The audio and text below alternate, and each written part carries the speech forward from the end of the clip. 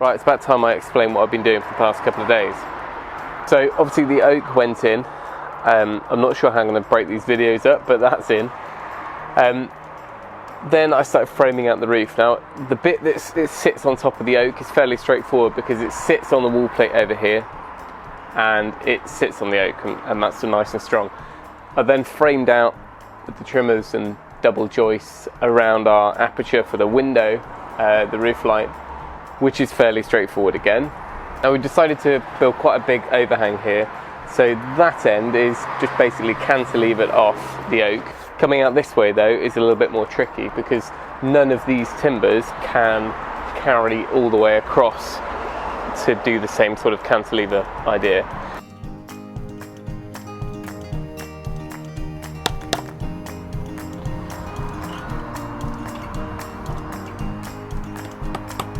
Can you hear me? Okay. I'll stop.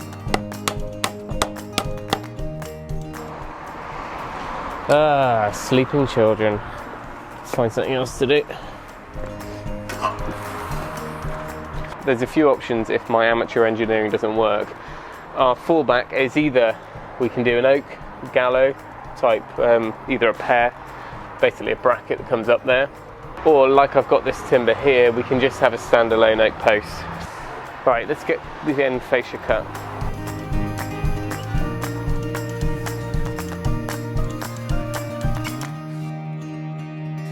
Right, now we've got to get it up there, which will be fun.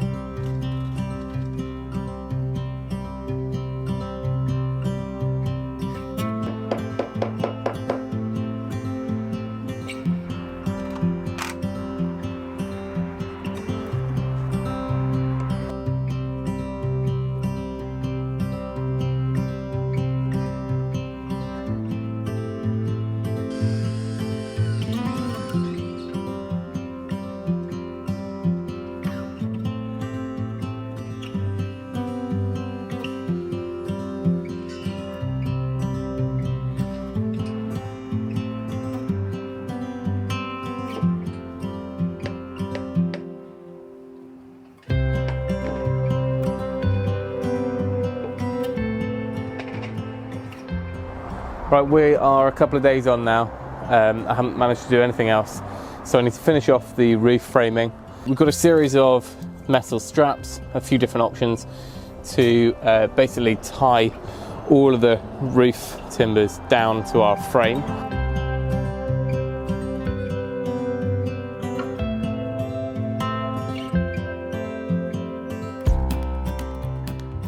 And then I also want to reinforce this joint here. Of course I could just put fittings through the front, but because I'm going to paint this for now, and that's going to be the finished surface, I don't really want loads of holes. So I bought some mini hangers.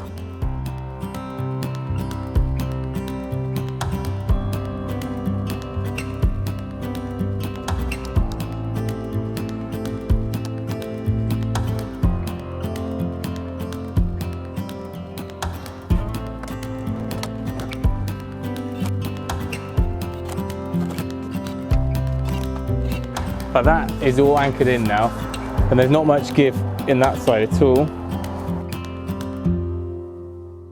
But now for a quick episode of hindsight with Tim. If I could do it again, I would run at least 2 timbers all the way across coming this way rather than just these overhang sections, because that's where the weakness is really. Coming this way, they go all the way that way, so we've got the strength there. That's just a true cantilever coming across. And again, this fascia on the end is solid, so our weakness is this side.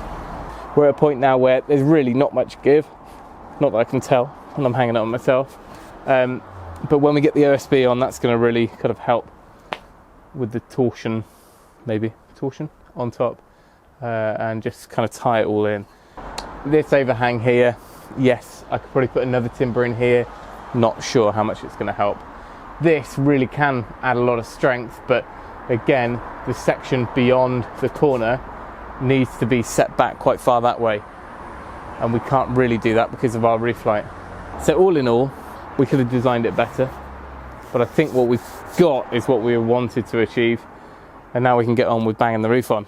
Hi folks, today we're back on the roof and we're going to be looking at getting the final structure to it, which is getting the OSB deck on there, getting all the furring strips on first and the upstand and all the stuff ready for our EPDM roof and the new roof lights. Now, we made our upstand up in the workshop, so it's a single piece. I had to do a little bit of fiddling with it. I had to cut it down smaller because I hadn't allowed for the OSB on the outside of the upstand, which is obviously what we need to install our rubber roof onto. But I've now got it in place exactly where we want it in the opening. The upstand needs to be installed directly onto these joists, which are nice and level and flat. So I've put it in place temporarily, screwed it down with 3 screws, and I'm going to install my OSB deck around it and put the furring strips on first.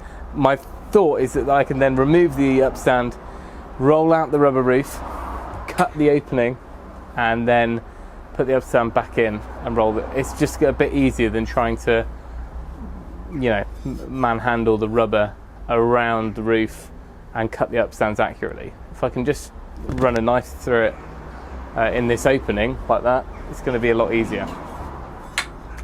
So he says.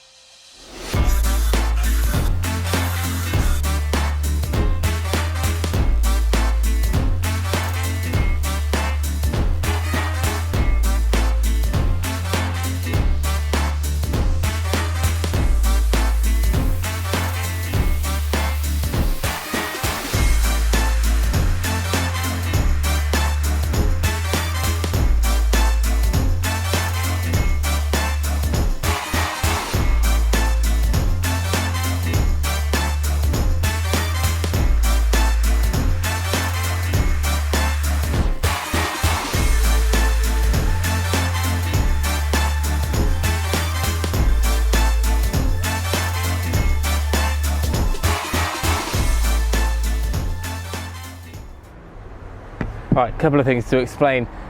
This is the roof that we did last time, and what I did when it came to flashing it against the wall, I chose to use lead rather than a metal trim.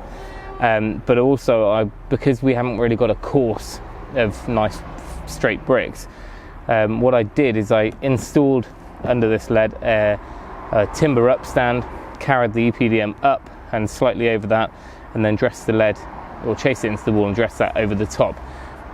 It's worked really well, and that's what I'm going to continue on the next side.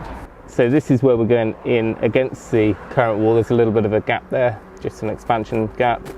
And what we need to do now is fit an upstand just to neaten and square off that wall. What I've done is I've cut some of the offcuts of OSB down to the same height as the other side, which is about 170, I think, in height. And you can see here I've done some pocket holes. That's what I did on the last one. It's a really easy way of fixing this vertically down into the deck.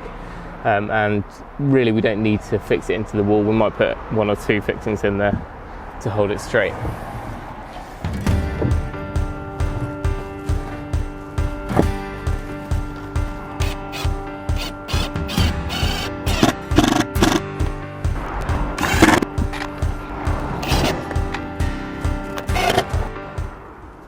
Hello.